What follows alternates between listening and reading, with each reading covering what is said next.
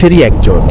সে হবে একজন যুবক, যার শরীর হবে বিশাল এবং শক্তিশালী, এবং তার গায়ের রং হবে লালচে। তার চুল হবে কোঁকড়ানো এবং ঘন। হাদিসের বর্ণনা অনুযায়ী তার সবচেয়ে বড় এবং সুস্পষ্ট চিহ্ন হলো সে হবে এক চোখা কানা। তার ডান চোখটি হবে একটি আঙুরের মতো খোলা এবং নষ্ট, অর্থাৎ তার একটি চোখ থাকবে পুরোপুরি নিষ্ক্রিয়। তার চেয়েও বড় চিহ্ন হলো তার দুই চোখের মাঝখানে কপালে লেখা থাকবে কাফার, অর্থাৎ কাফির। এই লেখাটি প্রত্যেক ঈমানদার ব্যক্তি, সে পড়ালেখা জানুক বা না জানুক, স্পষ্ট দেখতে পাবে এবং এক মুহূর্তেই বুঝতে পারবে যে সেই অভিশপ্ত মিথ্যাবাদী দাজ্জাল। কিন্তু যারা কাফির বা মুনাফিক, তারা এই লেখাটি দেখতে পাবে না এবং চিনতেও পারবে না।